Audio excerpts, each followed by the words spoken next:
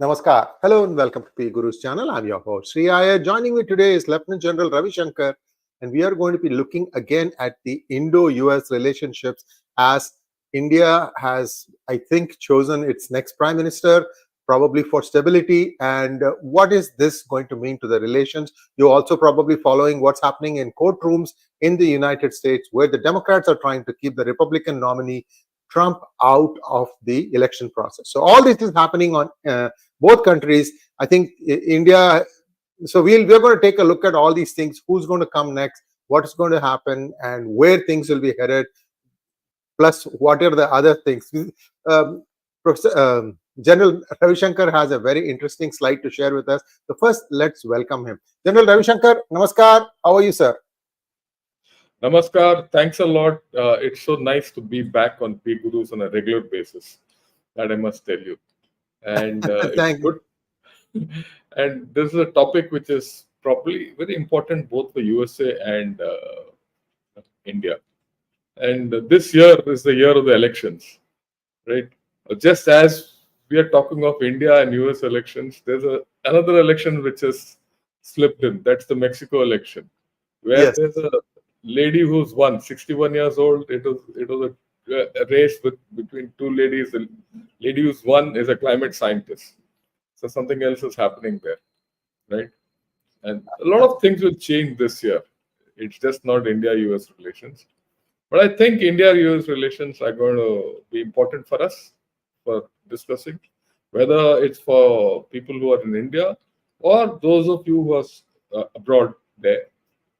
Uh, I think it's and if you saw in the past 5-6 months, there are a lot of misconceptions. There's not a lot of friction areas. The Indian election is over tomorrow. The results will come out. Down the line, 6 months, it'll either be Trump or Biden, one of the two. The advantage is we've dealt with both. India has dealt with both, so I don't see an issue there. And from here, if all goes well, like every exit poll says, and if Mr. Modi comes back, we can have stability and continuity. And there are issues which we need to focus on and set the things going. This is my opening thing, and if you want anything else, we'll do. Otherwise, we'll go into that slide and explain it to you. Yes, sir. The only thing I would like to tell our viewers is please like this video, because you're going to find content here that you will not find anywhere else. This has come out of a lot of research by General Ravi Shankar. I'm merely hosting it. It's also beaming live on Gunnershot also. So this is two channels that you're getting it. So wherever you are, if you have not subscribed, please do subscribe to that channel. Sir, over to you. I know you have a slide deck to present. Please go ahead. Yeah, because I can talk my way through, but I think slide. I've got a simple slide. It will put things in focus so that we're not all over the place, right? Can Please we go have ahead, that sir. slide, please? Yeah. Look, this is the slide which I've made. This is called the India-USA soft analysis. Normally, we talk of SWOT analysis: strength, weaknesses, opportunities, and threat. But I call this a soft analysis. What is soft? Strength, opportunities, friction, and threats. So we'll look at each of them, and then we'll get into a larger discussion. You look at the strengths of both these countries: great democracy, stable governments, which is probably one of the most important things. It doesn't matter who comes in USA as a president later this year, and most probably if Mr. Modi comes, you're going to have very stable governments, right? There's a broad congruence of the roles of USA and India in each other's perception. That's very important. One is the established power, right? There's no doubt.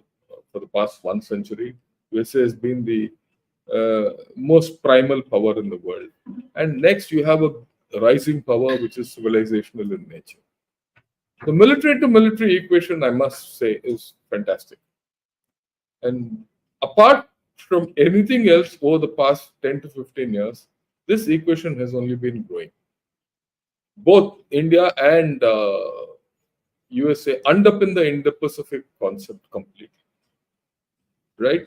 There's no, without India and America, the Indo-Pacific doesn't function. I mean, let me be very clear about it.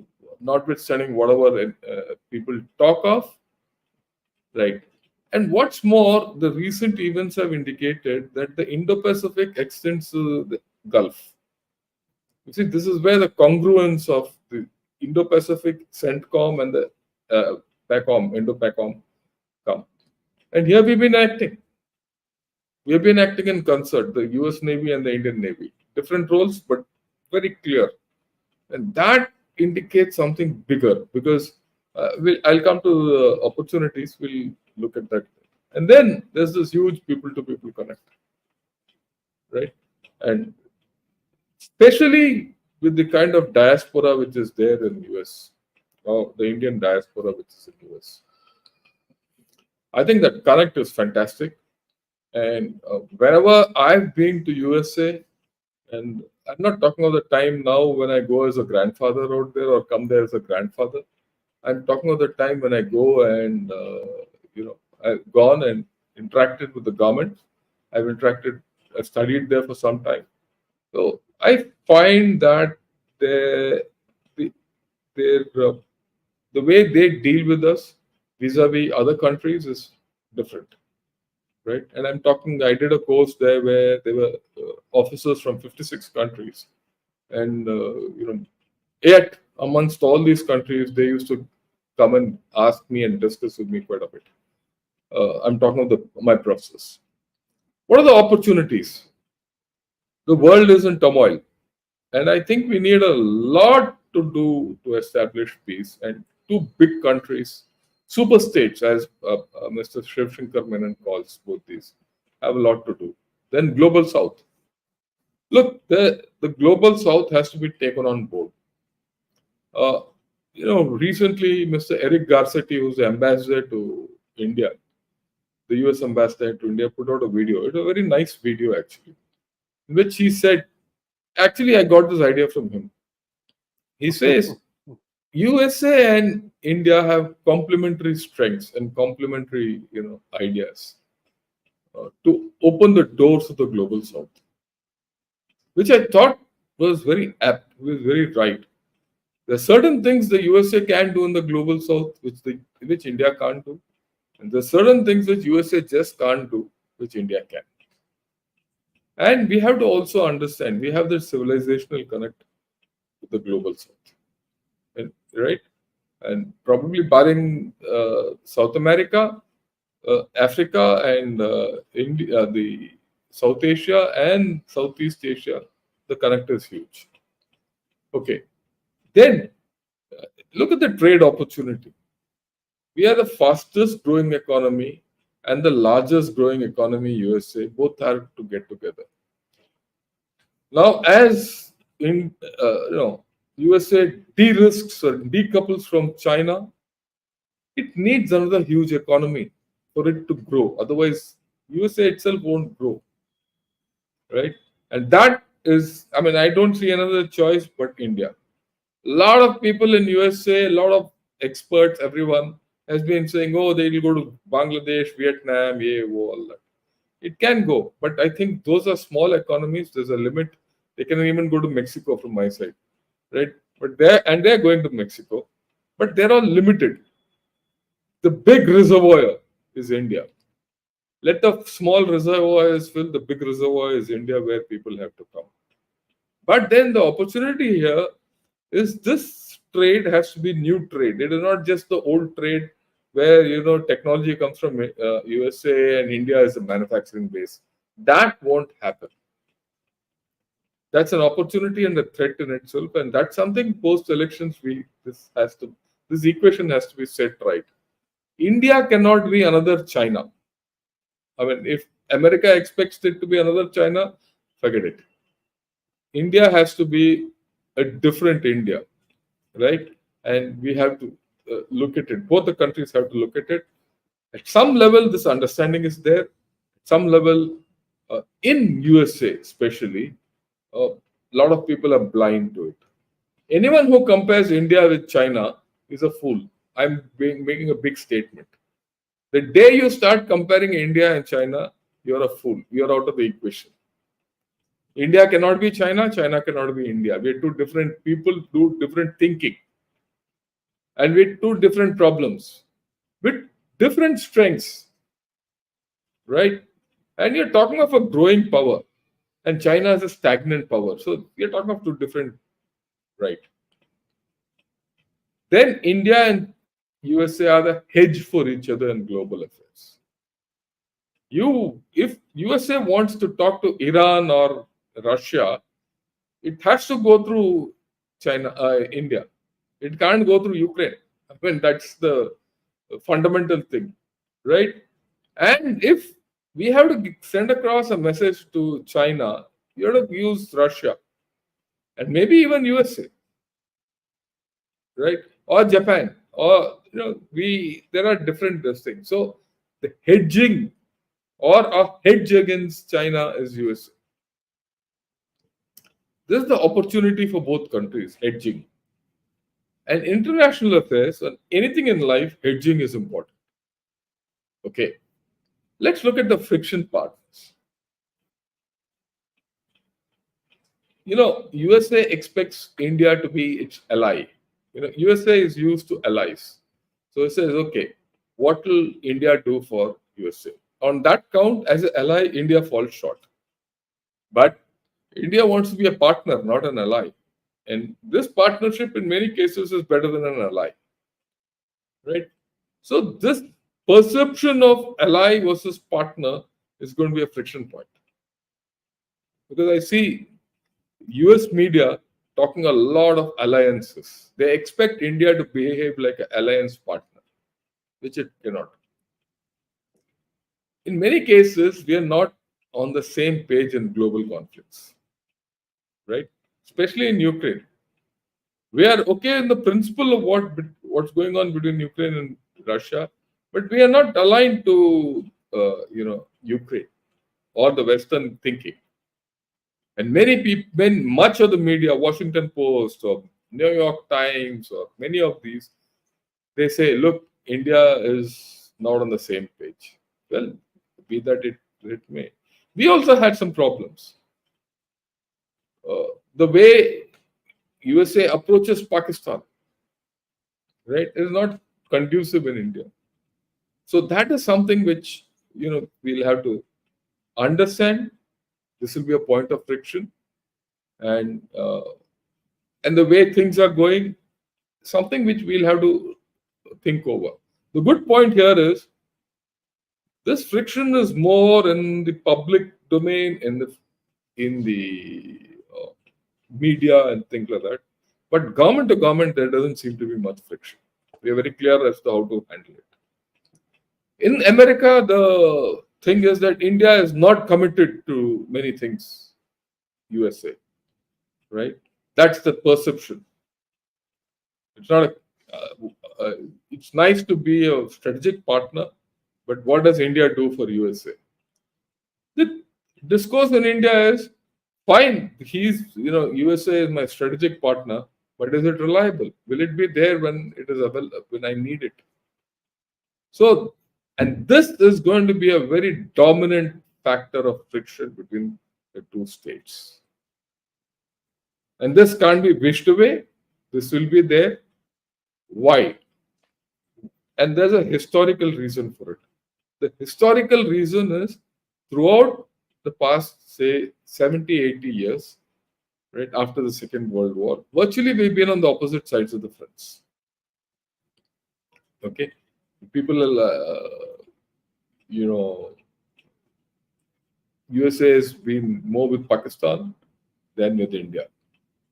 And at one point of time, China was indispensable to, USA, unlike now. And the whole thing has started in the past 5-6 years when China has become a pacing threat to USA. At that time, India was on the backbench, but today India is back. So these are the issues which have to be, resolved. Then, of course, we both perceive democratic flaws in each other. USA says, look, India is no more a democracy. It's an authoritative democracy. I don't understand what's an authoritative democracy. After all, we've just finished an election where nearly 60% of People who can vote have voted. Um, Whoever gets elected tomorrow comes and takes over. Okay. So and if I want Mr. Modi as my prime minister, who's an American to say what he is? He's my prime minister. Let me take care of him. I have a problem with him, I'll vote him out. Right? If I don't have a problem with him, I'll get him back. It is my prerogative. It is the prerogative of the Indians. It's not the prerogative of the American, the media, or anyone to comment whether Mr. Modi is good, bad, or ugly. They can have a view on Modi, but not on the democratic issues of India. Right? Okay. Now, there is also a flip to it. What happened? Is this a democracy which is going to have a felon as a president? I can start questioning that. But my prudence and my wisdom says, forget it. Let USA sort itself on its own. USA has a problem at hand, whether it wants to choose Mr. Trump or not. Now that he's convicted, I'm talking legally. I'm not talking emotionally. Right? Because every legal issue does throw up emotions, and that emotion is something which has to be resolved internally in US. Sir, sorry to butt in. Just one second, sir. Hold that thought for a second. Viewers, many of you are saying that you're not getting notifications. I'm just going to play you a small clip. Take a look at it, and I want to add something more because I'm finding out that there are some more things you have to do to get notifications. Just 1 second. I'm going to play this. This is your phone. Look for P Gurus. Open their site. And if you scroll down, you will see auto subscribe. There you go. We suggest you choose whichever channels you want. And then after that, you click on the YouTube icon. Then you will be asked to sign in with your Google account. Go ahead and sign that, which will be your email with gmail.com. This is normally what you do to go and look at any YouTube video, because we are going to tell the YouTube account that you will be automatically subscribing.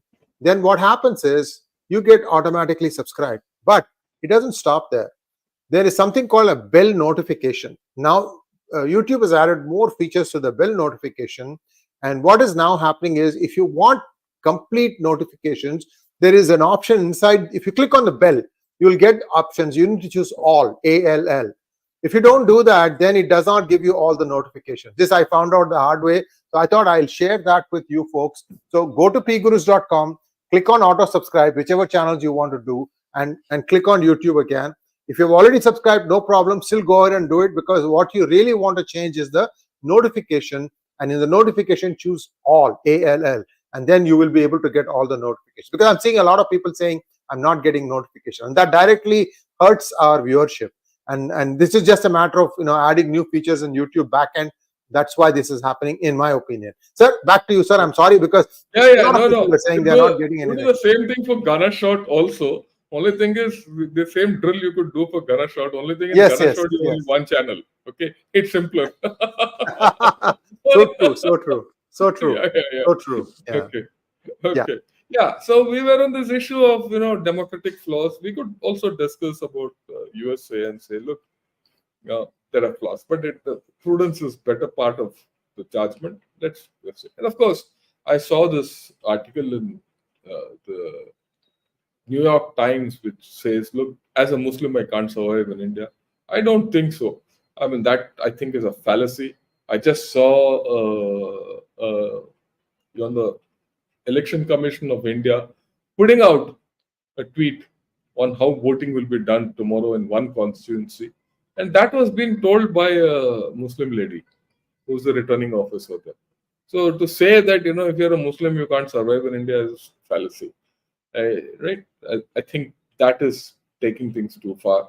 Similarly, we've also seen cases of racism and Black Lives Matter and all that. These things keep coming up in democracy. Democracies have rashes once in a while, heat rashes. They let them happen, they'll cool down on their own.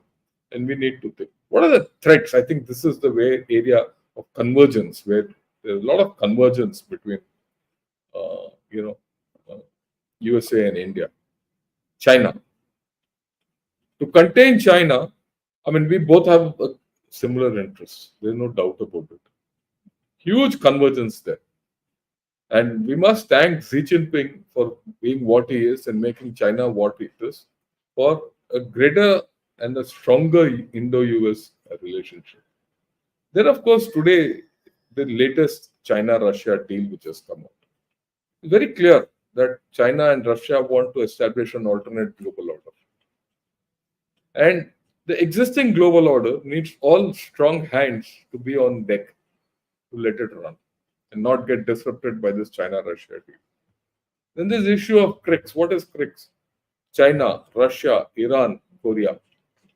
Add Turkey and Pakistan into this. This is a new axis of upheaval. And that's what has come out in Foreign Affairs. It's a very nice analysis of this, which has come out, which is going to disrupt world affairs. And the good thing here is India knows how to handle many of them. In this, right, we know how to handle Russia, we know how to handle Iran, we know how to handle Korea. Incidentally, North Korea and India have good relations. I don't know how many of you know about it, right? In fact, they reach out to us, we reach out to them. So we know how to balance this whole story. We are, like I said, India and USA are keeping the major trade routes open, whether it's Malacca Strait or the Bab al Mandeb, right, or even the Suez, the Gulf of Hormuz. Okay, there's no black sliding on democracy in India, or there's no point in saying China, USA goes to insurrection and all that nonsense. That's the threat. That thinking is the threat, which we need to throw out. Okay. Then, of course, migration. USA has some policies which are coming in place on migration. It is a debate in USA. And it affects us because a lot of our people are there and our diaspora is there and they have their aspirations. That's fine. So these are the things which we have to handle. The thing is, do our strengths and opportunities override the threats and the friction? Some of these threats bind us, right? And some of these friction points are also opportunities for us to strengthen our relationship. So what do I see ahead? Yeah, we can take this off. Right. What do I see going ahead? New government here, a new government in the offing there. Whichever government comes in USA, we've dealt with it. Things should get better. In fact, there has to be a realization that India and US are partners of choice. It's not that we are partners of circumstance. We are partners of choice. And this started between a UPA Prime Minister and the Democrat President. Went on to a UPA Prime Minister and a Republican President. Then an NDA Prime Minister with a Republican President. And it's evolved. Right? It can only go. It cuts across. It's bipartisan in nature, both sides. Yeah, there will be questions. Democracies will all have questions. If you're not good democracies and there were no good questions, then we wouldn't be thriving democracies. Then we would be Xi Jinping's, carbon copies. It's also known that America is better at dealing with dictatorships. I'm not. This is not rocket science when I say this. So be it. America has to learn to live with a democracy, a big democracy. So I don't see any this thing. I think with a bit of better understanding, patience, and maturity, I think things will go in the right direction. That's how I look at this relationship going forward. I'm open to questions. Thank you, sir. I just have one or two questions, and then we can throw the floor open for the viewers' questions. First question I have is, when I speak to people who matter, like for example, members of Congress or senators and things like that, one word they always refer to when they are referring to Pakistan is not Rawalpindi, it is not Islamabad, but Abbottabad. Can you unravel this mystery? Why Abbottabad has that key role? Look, Abbottabad has got the key role because whatever Osama bin Laden being there signifies Pakistan's, what should I say? How do I say? Outlook. It represents Pakistan's character. That you could keep a guy next to the Pakistan Military Academy, 10 kilometers away, who's wanted by your trusted ally. But in Pakistan was, and in fact, it is still, incidentally, Pakistan is still America's right non-NATO ally. That alliance is not broken. Okay, so and Abbottabad signifies what went wrong with that alliance. It's more of a character thing. It's more of a trust issue. More of a way people perceive it, right? So that's why they say Abbottabad, and that's my guess. It signifies Pakistan and how lack of trust there is in that place. No matter what, I don't think US will walk away from Pakistan, even if Trump comes in, because there are so many things that they have there that they'll probably want to use as to control, even if nothing else, to control China, to control Iran, and also to keep an eye on India. I mean, these are all par for the course. Of course, India doesn't have the same mindset, which is, I've been saying this for a long time. If India wants effective look from US towards India, India needs to have the same kind of lobbying strength that other countries have built in Washington, D.C.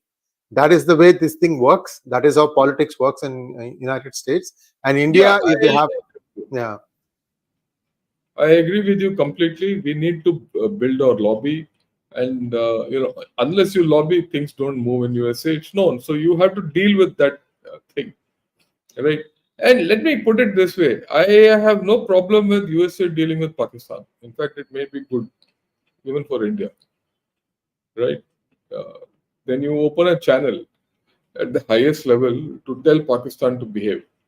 Right, that's not a issue for us. Not that we can't handle Pakistan, we can handle Pakistan and more. And we need to understand that USA is a global power. We are not. We are a regional power. Okay, and they have global interests, and they needed to handle Afghanistan. Afghanistan is still there. Don't forget, it's still a mass of instability, and they can't.